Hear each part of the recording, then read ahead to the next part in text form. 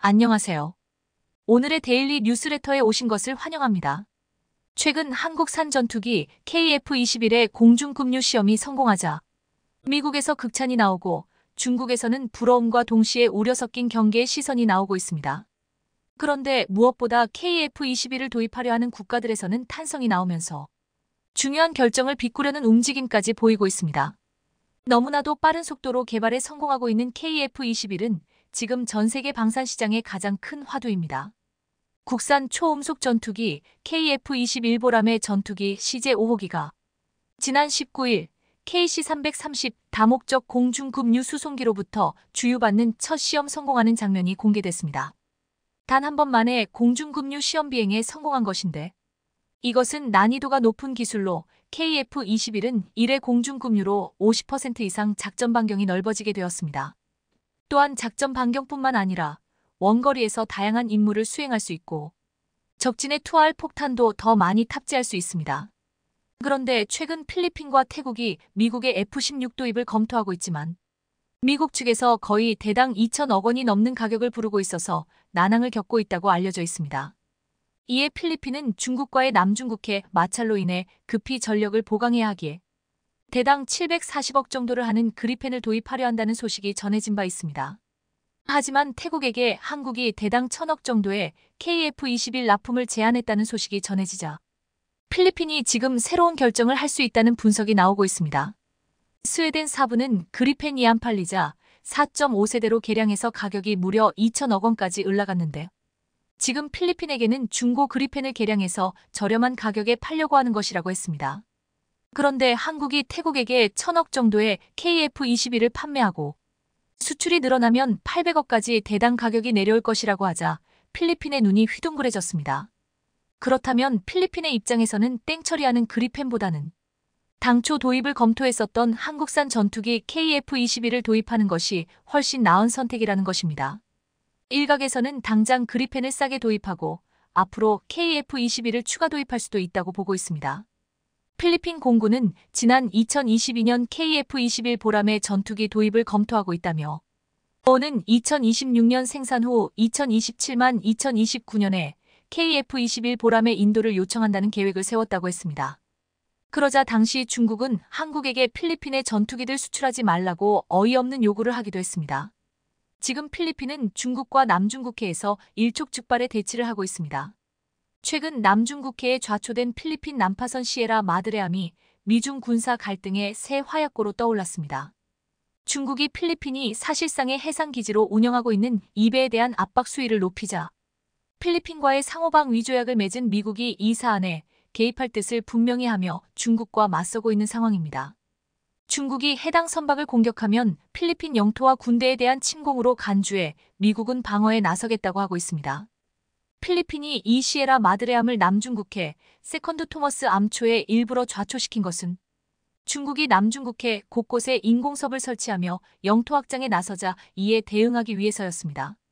필리핀 연안에서 160km가량 떨어진 세컨드 토머스 암초를 포함한 스플래들리 군도는 UN 해양법에 따라 필리핀의 배타적 경제 수역에 속하지만 중국은 이곳을 포함해 남중국해 전체의 90%의 영유권을 주장하고 있습니다. 필리핀은 지금 미국의 힘에 의지하고 있지만 스스로 남중국해에서 중국의 확장에 맞서기 위해 군사력을 확충하고 있습니다. 필리핀이 중국에게 가장 밀리는 것 중 하나가 제공권인데 만약 한국에 KF-21을 빠르게 도입한다면 중국을 충분히 견제할 수 있다고 했습니다.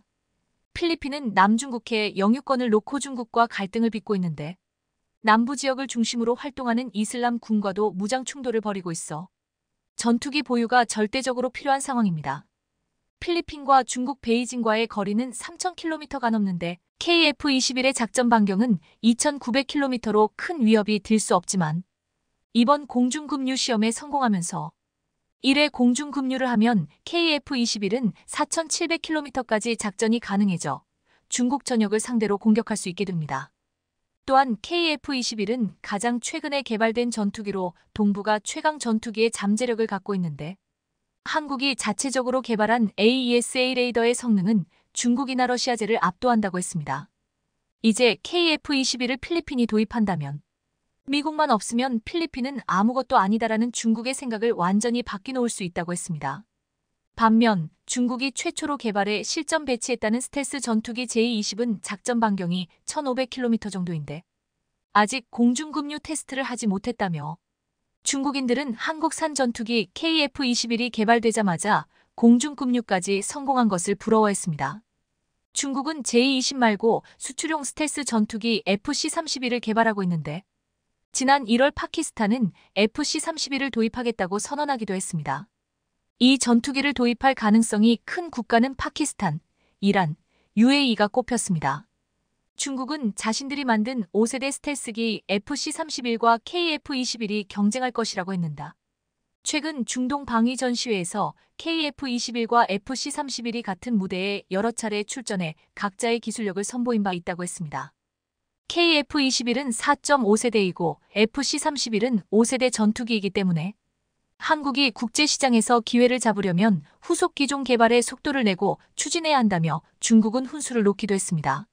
하지만 개발이 완료되기도 전에 대량 생산하겠다는 한국의 발표에 중국은 놀란 분위기입니다. 또한 한국은 블록 1, 2, 3까지 계획을 치밀하게 세워놓았고 여기에 참여하겠다는 국가들이 늘어나고 있습니다. 중국이 FC-31을 개발한다고 했을 때 많은 국가들의 참여를 유도했지만 중국을 믿는 국기는 단 국가도 없었습니다. 중국 매체들은 한국은 KF-21의 양산 속도를 높이고 경쟁력 있는 5세대 전투기로 만들어 국제시장에서 자리매김을 꾀하고 있다고 했습니다. 또한 K구자주포와 레드백 등 한국산 무기를 대거 도입하고 있는 호주도 이번 KF-21의 공중급류 시험 성공을 대대적으로 보도했습니다. 호주는 지금 KF-21의 발전 속도에 큰 관심을 보이고 있습니다. 호주 군사 매체 오스트레일리언 디펜스는 지난 3월 KF-21이 공중급류 테스트에 성공하면서 한 단계 더 발전했다고 보도했습니다. 그러면서 KAI는 2022년 7월 KF-21 시제기의 첫 비행 이후 KF-21 프로그램에서 상당한 진전을 이뤘다고 했습니다. 또한 6개의 프로토타입 기체가 4년간의 테스트를 거쳐 이 200회 비행 후 2026년 종료될 예정인 비행 테스트 프로그램을 거쳐 양산에 들어갈 예정이라고 했습니다. 이 매체는 KF-21은 수출용으로도 제한될 예정인데 필리핀과 폴란드 가이유형 구입에 관심을 표명했고 KAI는 구형 로키드 마틴 F-16을 대체하기 위해 태국에 KF-21을 제안한 것으로 알려졌다고도 했습니다. 그런데 지금 이렇게 한국에게 태국과 필리핀 등 동남아시아 국가들의 러브콜이 오자 인도네시아에서는 당혹스러움을 감추지 못하고 있습니다. 당초 인도네시아는 KF-21을 공동 개발하면서 동남아시아 국가들에게는 자신들이 조립 생산해서 수출하겠다고 했습니다. 하지만 분담금을 제대로 내지 않으면서 이렇게 될 가능성이 낮아졌습니다. 인도네시아는 아직까지도 분담금을 내지 않고 최근에는 개발 완료 후 8년 후에 내겠다는 요청까지 해서 우리 국민들을 분노케 했습니다. 최근 인니 군사 매체 조나자카르타에서는 KF-21에 대한 칭찬 기사가 많이 올라오는데 지난 4일에는 인도네시아 내 부패 사건으로 인도네시아가 거액의 손실을 만회할 수 있다며 이 돈으로 KF-21보람의 구매 건수를 늘릴 수도 있다고 했습니다.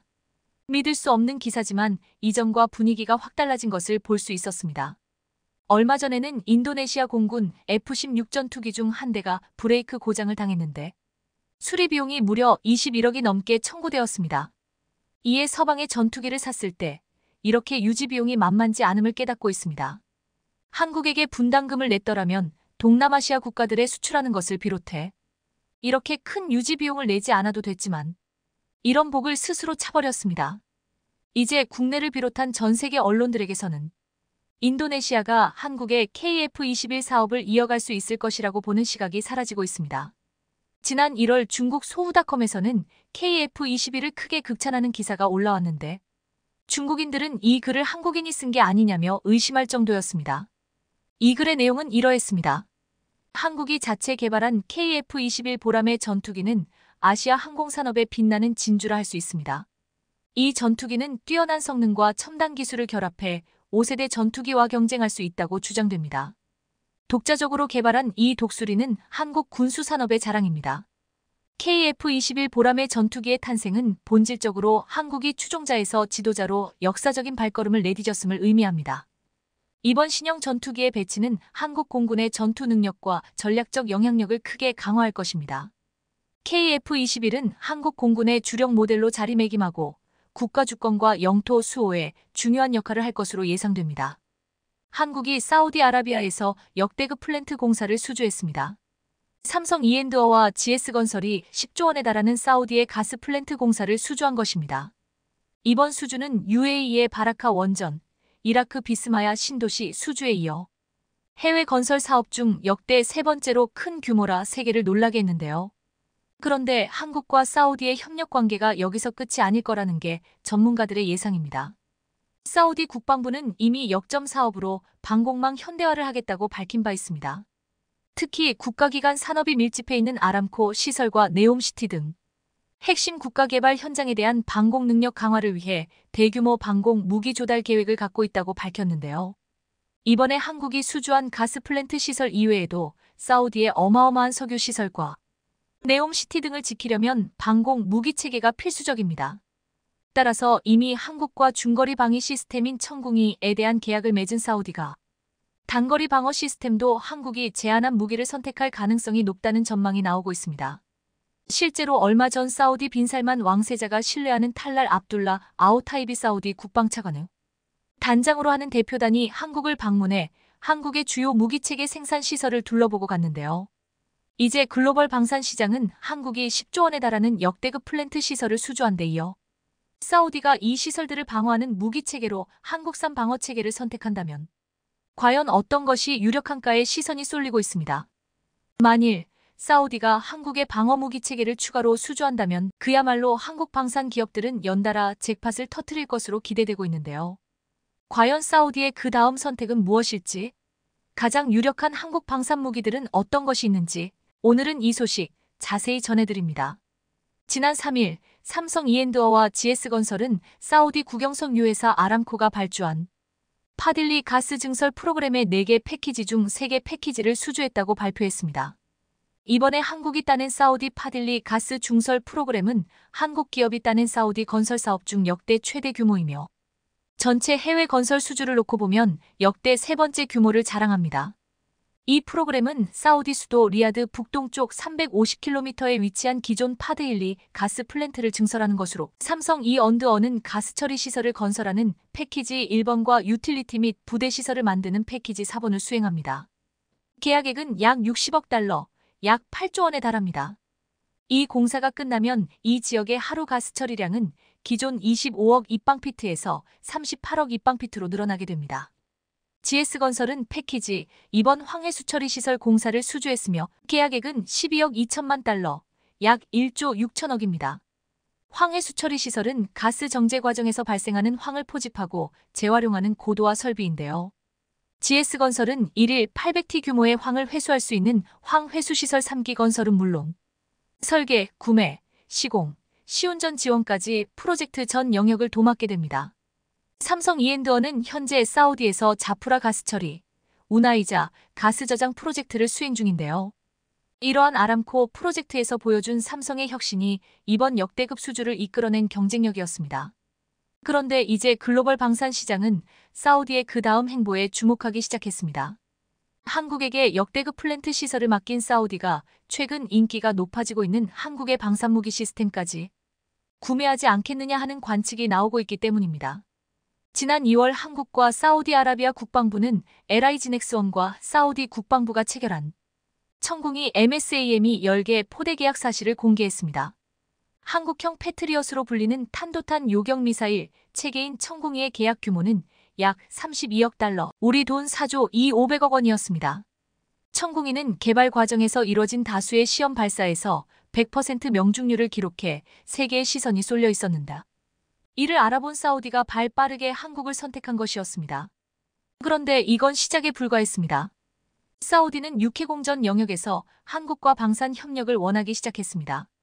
지난 2016년 빈살만 왕세자는 비전 2030을 통해 사우디라는 나라 전체를 완전히 개조하겠다는 원대한 구상을 발표했습니다. 그 핵심 내용 중 하나는 방산 분야 육성이었습니다. 그동안 수입에 절대적으로 의존해온 지상항공 유도탄 전자전 체계를 단계적으로 국산화하고 2030년까지 무기 구매 예산의 50%를 사우디 국산 무기 구매에 사용하는 게 골자였습니다. 2030년까지는 6년이라는 시간이 남았지만 무기 체계는 국산화를 결정했다고 해서 하루아침에 뚝딱 만들어지는 게 아닙니다. 현대 무기 체계는 고도의 기술력을 가진 나라도 오랜 시간 연구개발과 시행착오를 거쳐야 겨우 완성할 수 있습니다.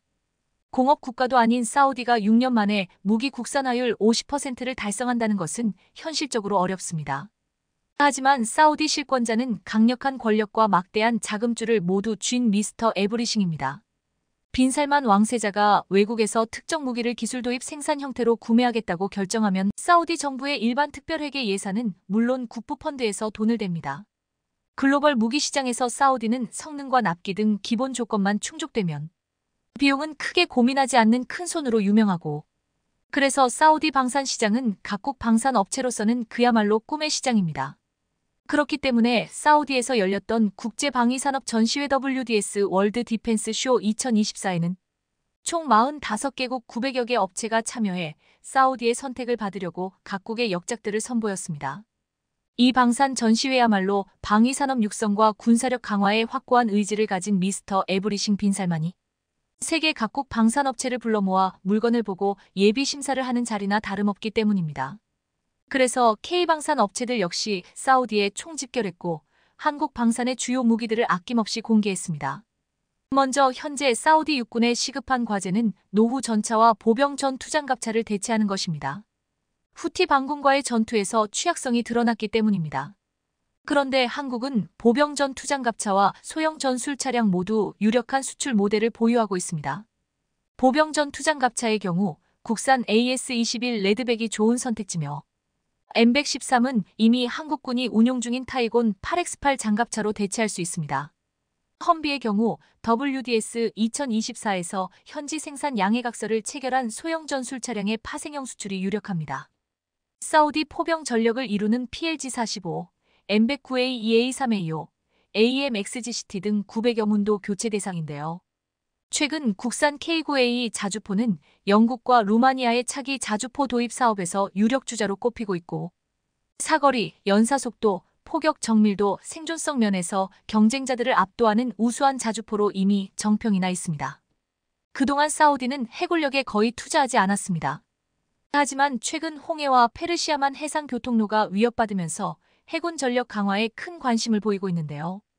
그래서 HD 현대중공업은 충남급 호위함을 기반으로 설계한 수출형 호위함 HDF 3800SA와 스텔스 선형의 초계함 HDF 1400을 제안하고 있고, HD 현대중공업과 하나오션 두 업체는 각각 장보 고산 배치 1을 기반으로 한 수출형 잠수함의 수출도 추진하고 있습니다.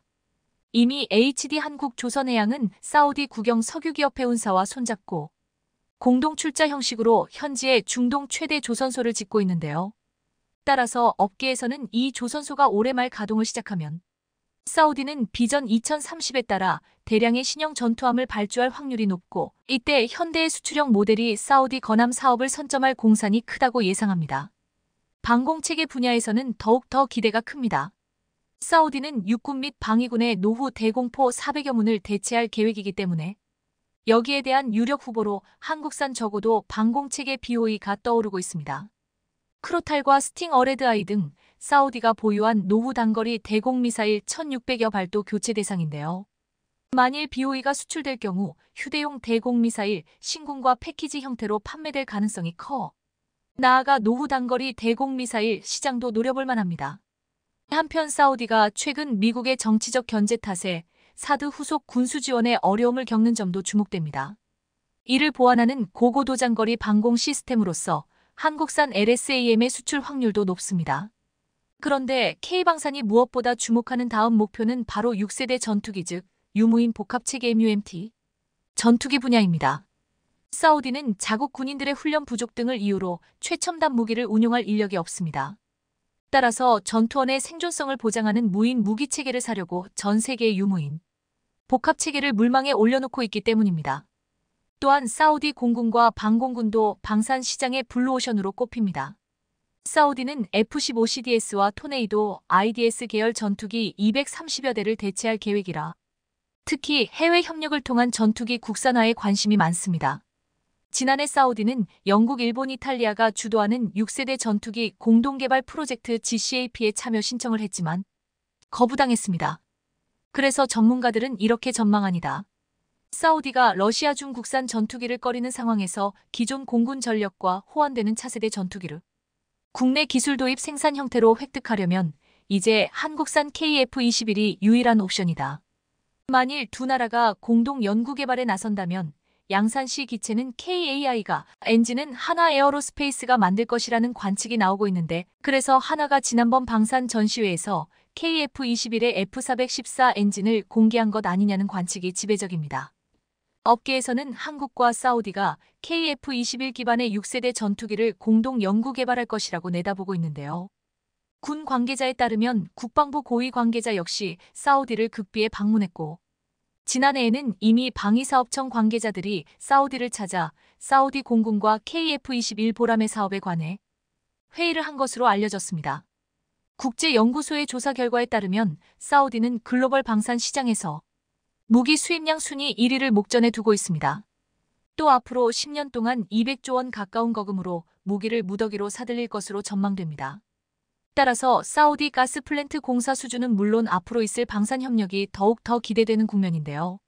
만일 사우디가 한국의 무기들을 더 많이 구매한다면 K방산은 성장을 넘어 퀀텀 점프할 것이라는 게 전문가들의 예상입니다.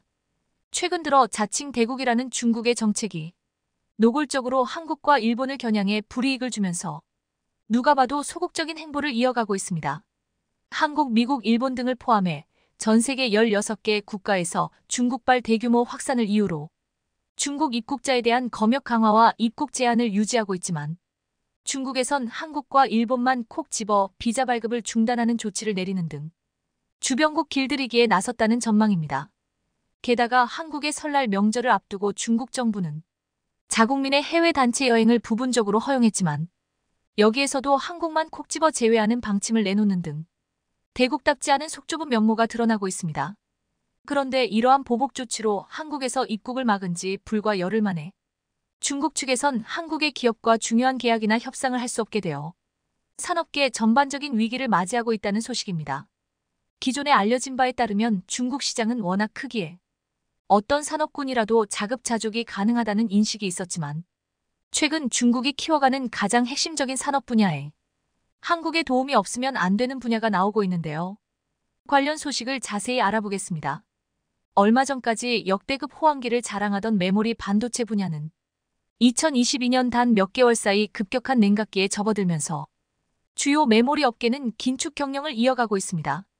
메모리 반도체는 한국의 삼성과 SK하이닉스가 전 세계 점유율의 70% 이상을 차지하고 있기에 그만큼 우리나라 경제에 작용하는 영향이 크지만 우리나라만큼이나 영향을 많이 받는 곳은 바로 중국입니다. 중국은 전 세계 메모리 반도체 소비량이 1위인 국가이지만 반도체 자급률이 7%밖에 안 되는 나라답게 대부분의 메모리 반도체를 한국으로부터 수입해 사용 중이며 메모리 반도체를 자체 생산하여 자급자족하는 한국과는 다르게 지금처럼 불안한 메모리 시장은 중국의 고객사들에게 큰 영향을 주고 있습니다. 먼저 미국의 마이크론은 기존에 예고된 설비 투자를 30%나 감산한다고 밝히면서 웨이퍼 생산량도 20% 낮추겠다는 결정을 내렸습니다. 웨스턴 디지털과 키옥시아 역시 낸드 생산량과 설비 투자 분야를 각각 30%, 20%씩 감축한다고 밝혔습니다. 우리나라 SK하이닉스는 예고된 설비 투자의 50%를 감축한다는 발표를 하며 가장 큰 폭의 감축을 예고했는데요. 특히 2022년 4분기엔 1조 원이 넘는 적자를 보면서 엄청난 영업 손실을 기록해 시장에 충격을 주고 있습니다. 경기 침체에 따른 반도체 수요가 감소해 가격 하락에도 영향을 주고 있으며 반도체 재고는 쌓여가고 있어 감산을 결정할 수밖에 없는 상황인데요. 사실 메모리 반도체의 이런 사이클은 주기적으로 반복되는 경향이 있어 업계에선 매우 익숙한 현상입니다.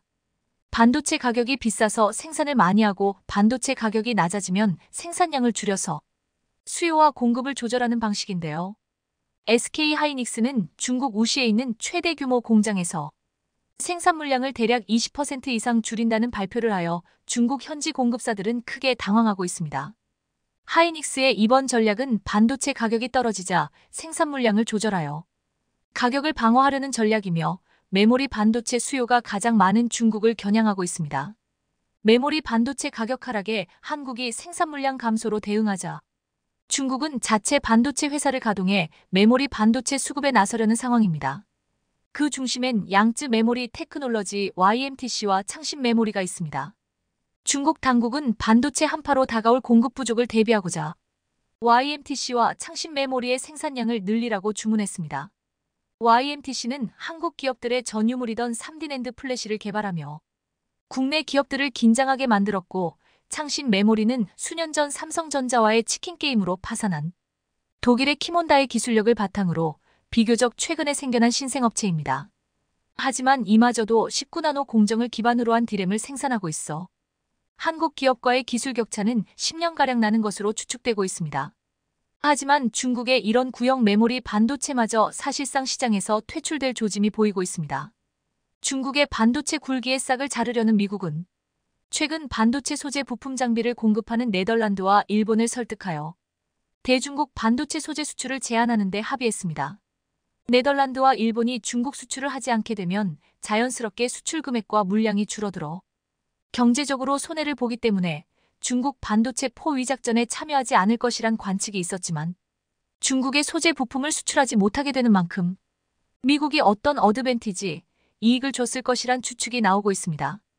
결과적으로 중국은 일본과 네덜란드로부터 반도체용 소부장 수입이 원천 차단되어 고립이 더욱 심화될 것으로 보이는 가운데 중국의 한 줄기 희망으로 한국 기업들이 떠오르고 있습니다. 지난 2019년 일본은 한국을 대상으로 반도체 소재 수출 규제 조치를 단행하며 한국의 자체적인 소부장 산업을 육성하는 데 도움을 주었습니다. 반도체 공정에 핵심적으로 필요한 고순도 불화수소와 폴리이미드를 국산화하는 데 성공했으며 EUV용 포토레지스트 국산화까지 성공해 삼성전자는 국내 기업 동진세미캠이 생산한 EUV용 포토레지스트를 양산 라인에 적용하고 있습니다. 기존 소부장 강국이던 일본과 네덜란드로부터 반도체용 소부장 수입이 전면 막히게 될 중국은 최근 소부장 자체 개발 국산화에 성공한 한국의 기술력이 탐날 수밖에 없는 상황입니다. 중국 측 경제 전문가들도 국산화 개발에 성공한 한국 업체들과 협의해 중국 내 반도체 기업들이 소재를 공급받아야 한다고 주장하는 가운데 한 가지 복병이 등장했습니다. 바로 얼마 전 실시된 한국 입국자 비자 중단 소식이 한국과 중국이 반도체 소재 공급에 대한 협의를 하는데 걸림돌이 된다는 것입니다.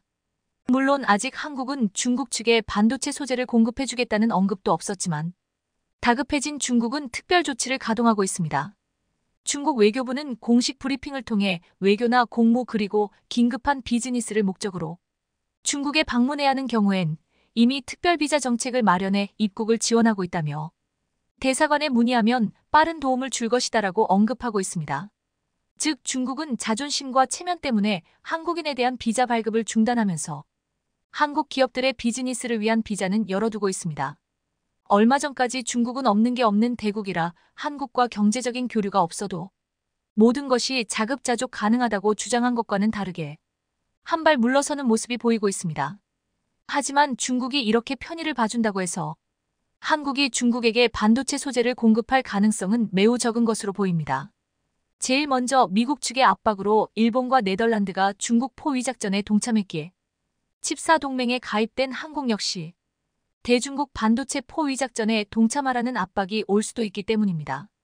한국으로서 할 수 있는 최고의 선택지는 지금 같은 반도체 불황기에 생산량 줄이고 한 개당 판매 가격을 높여서 경제적 이익을 최대한 많이 보는 것입니다. 삼성전자가 현재 이런 전략을 취하고 있습니다. SK 하이닉스부터 마이크론 키옥시아와 웨스턴 디지털까지 대부분의 메모리 업계가 감산을 동반한 긴축 경영을 시사한 반면 삼성전자 측은 인위적인 감산은 없을 것이며 현재와 같은 투자와 생산량을 유지할 것이란 입장을 내놓았습니다.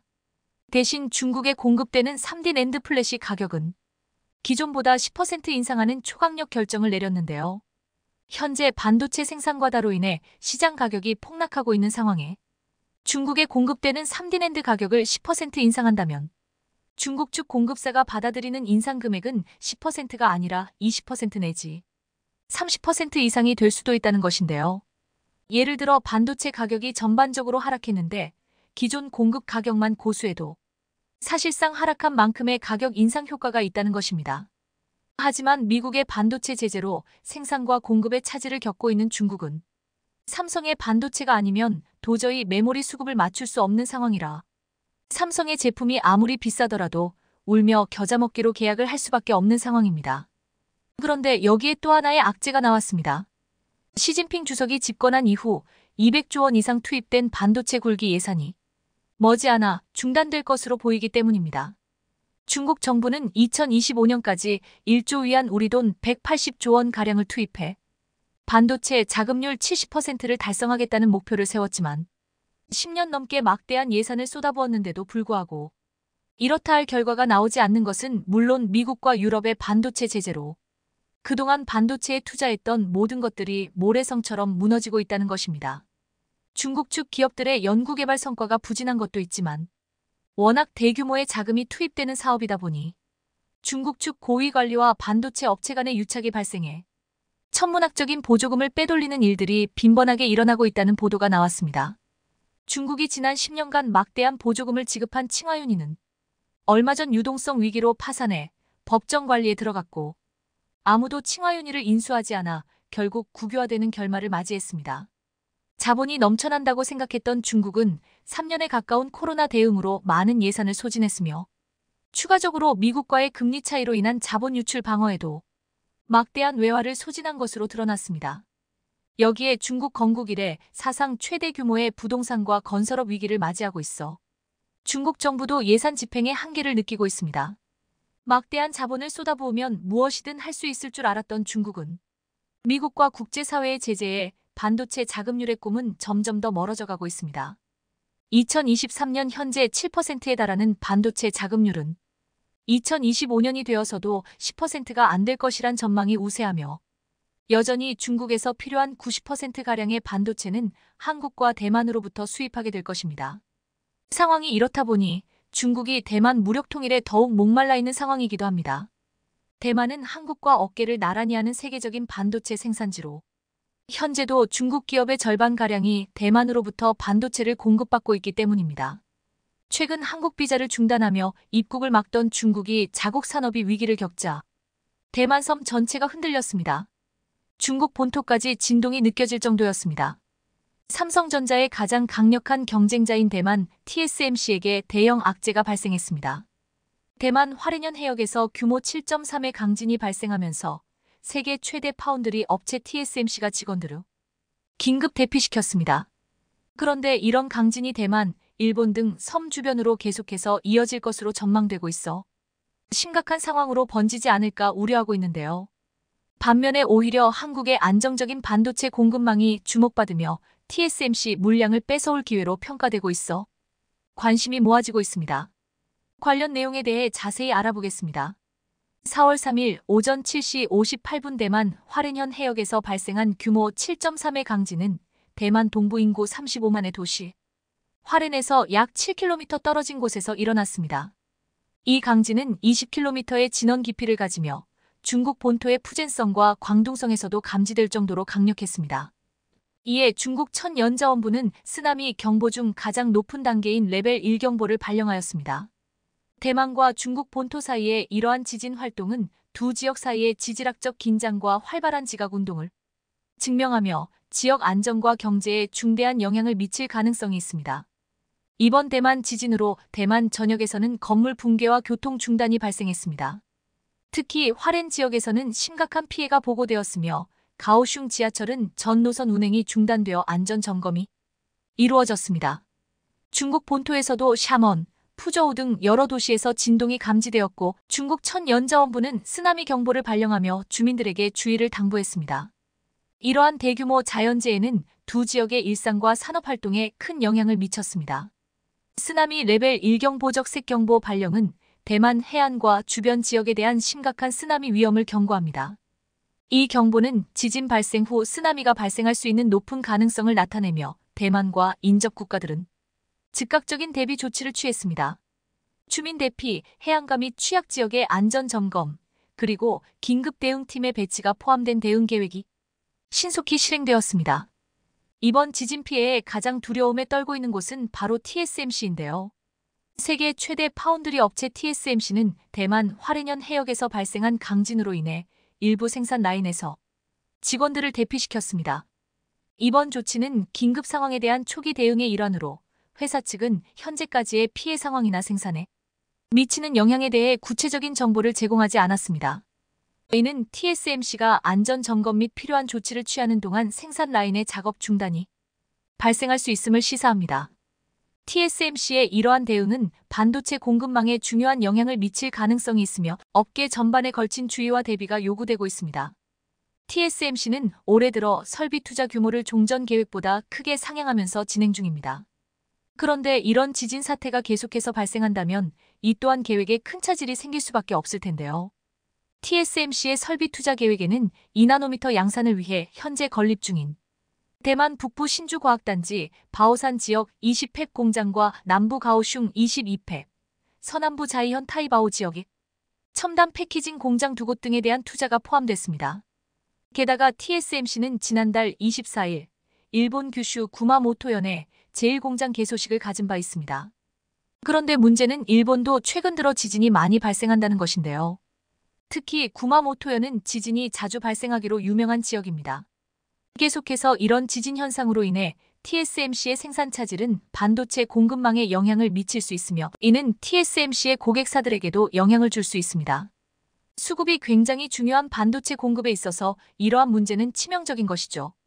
반면 삼성전자는 이러한 상황에서 반도체 시장에서의 입지를 강화하고 시장 점유율을 확대할 잠재적 기회를 얻을 수 있습니다. TSMC의 잠재적 생산 차질이 삼성전자에게는 공급망 다변화와 신규 고객 확보에 기회가 될 수 있다는 것입니다. 과거 자연재해가 반도체 산업에 미친 영향을 살펴보면 제조 공장의 손실이나 생산 차질이 글로벌 공급망에 큰 영향을 줄 수 있음을 알 수 있습니다. 특히 TSMC와 삼성전자와 같은 주요 반도체 제조업체들은 재해에 대비한 다양한 대응 전략을 마련하여 위험을 최소화하려고 합니다. 이러한 전략에는 공장 위치의 다변화, 비상 생산 계획의 수립, 재해 발생 시 신속한 복구 시스템 구축 등이 포함됩니다. TSMC와 삼성전자 간의 대응 전략 비교에서 각기 다른 접근 방식과 준비 수준이 반도체 시장에서의 경쟁력을 결정짓는 중요한 요소임을 확인할 수 있습니다. 자연재해가 반도체 산업에 미친 영향을 고려할 때 이 산업의 안정성 강화는 중요합니다. 반도체 제조업체는 재해 대비 계획을 강화하고 공장의 지리적 다양화를 추진해야 합니다. 하지만 TSMC가 지리적 다양화를 추진하는 곳이 결국 일본이라는 건 우리에게 큰 기회가 될 수 있을 것으로 보이는데요. 최근 파운드리 시장도 이제 저점을 지나 상승세로 돌아선 가운데 삼성전자의 기회가 온 것입니다. 메모리 반도체부터 시작된 반도체 업계의 반등이 파운드리로도 확대되며 반도체 업계가 봄을 맞고 있다는 평가가 나옵니다. 2일 글로벌 시장조사기관 카운터포인트 리서치에 따르면 지난해 4분기 전 세계 파운드리 산업 매출이 직전 분기 대비 10%포인트 증가했습니다. 전방 산업인 PC와 스마트폰 등 일반 응용처의 수요가 되살아난 것에 더해 AI 열풍까지 겹치며 파운드리 수요도 덩달아 늘어난 것입니다. 게다가 앞서 미국에서도 삼성전자가 TSMC보다 더 큰 보조금을 받으며 긍정적인 시그널이 확인됐습니다. 삼성전자가 미국 정부로부터 60억 달러, 하나로 약 8조 원 이상의 반도체 보조금을 지원받을 전망입니다. 이는 대만 파운드리 기업 TSMC의 예상 보조금보다 약 10억 달러 이상 많은 규모입니다. 이번 보조금 지원으로 현지 생산라인 확대에 파란불이 켜지면서 삼성전자 파운드리 사업에도 긍정적인 영향을 줄 것으로 보이는데요. 앞서 2022년 조 바이든 정부는 자국 내 반도체 제조를 장려하기 위해 반도체 지원법 칩스 언드 사이언스 액트를 발표한 바 있습니다. 미 상무부는 생산 보조금 390억 달러 중 280억 달러를 첨단 반도체 기업을 직접 지원합니다. 이번 보조금 지원으로 삼성전자의 미국 현지 사업들이 탄력을 받을 것으로 보입니다. 삼성전자는 현재 미국 텍사스주 테일러시에 170억 달러, 약 22조 4,400억 원을 투입해 파운드리 팹을 건설하고 있습니다. 삼성전자는 이곳에서 최첨단 4나노미터 공정을 통해 오지 고성능 컴퓨팅 HPC, AI 등에 들어가는 시스템 반도체를 생산할 계획입니다. 이미 미국 그로크, 캐나다 텐스토렌트 등 반도체 기업들은 공식적으로 삼성전자 테일러 공장에서 AI 칩을 생산하겠다고 밝히기도 했습니다. 삼성전자가 미국 정부로부터 받는 보조금 규모는 TSMC보다 더 많습니다. 현재 글로벌 파운드리 시장은 사실상 TSMC가 독점하다시피 하고 있는데 미국이 이를 견제하기 위해 삼성전자에 힘을 더 실어주는 것으로 해석되고 있습니다. 그런데 가장 큰 보조금을 받은 미국의 인텔은 파운드리 분야에서 계속해서 힘을 쓰지 못하고 있습니다. 최근 발표에 따르면 미국 반도체 기업 인텔의 지난해 파운드리 부문 매출은 크게 줄고 손실은 늘어난 것으로 나타났습니다. 대만 TSMC와 삼성전자가 점유율 1, 2위를 차지하고 있는 파운드리 시장에서 인텔은 삼성을 제치고 세계 2위를 목표로 세운 바 있습니다. 인텔은 이 발표한 보고서에 따르면 지난해 파운드리 부문 매출은 189억 달러 25조 5,717억 원, 영업 손실은 70억 달러 9조 4,710억 원으로 전년보다 매출은 26% 줄고 영업 손실은 34% 급증했습니다. 인텔의 더 큰 문제는 95% 이상의 매출이 내부 물량에서 발생하는 것입니다. 외부에서 발생한 매출은 9억 달러밖에 되지 않는데요. 이렇듯 미국 정부에서 막대한 보조금으로 밀어주고 있지만 인텔의 파운드리 기술력과 그 성과는 암울합니다. 즉, 인텔에겐 물량을 맡기기 어렵고 TSMC에게 물량을 맡기기엔 지진, 중국 이슈 등 공급망 차질이 우려되는 상황으로 결국 장기적으로 보면 한국에게 물량이 귀결될 수밖에 없는 구조입니다. 특히 인공지능 AI 시장 개화로 전 세계적으로 반도체 수요가 본격적으로 늘어나는 시기라 이번 사태로 인해 향후 삼성전자의 파운드리 사업 실적 개선에 긍정적인 영향을 줄 것으로 보입니다. 최근에는 삼성전자를 찾는 신규 고객사들도 늘고 있는 것으로 알려졌습니다. 특히 삼성전자는 3nm 이하 첨단 공정에 필수적으로 꼽히는 게이트-올-어라운드 GAA 기술에서 경쟁사보다 우위를 차지하고 있다는 평가를 받습니다. 지난달 마크 저커버그 메타 CEO, 챗 GPT의 아버지 샘 울트먼도 방한해서 삼성의 AI 반도체에 큰 관심을 드러내기도 했습니다.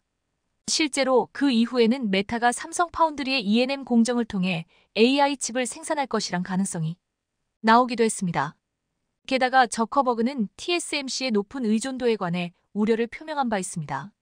메타는 현재 자사 AI 칩 2종을 TSMC를 통해서만 생산하고 있는데 이번에 일부 물량을 삼성에 맡길 것으로 보입니다. 계속해서 발생하고 있는 대만, 일본 지진 사태로 TSMC에 대한 우려가 더 커지고 있습니다. 이번에 대만 지진 사태로 인해 TSMC에겐 위기가 닥치고 삼성전자에겐 큰 기회가 찾아왔습니다. 자연재해는 예측할 수 없으니 항상 불안에 떨면서 TSMC를 고객으로 삼고 있을 수도 없는 것입니다.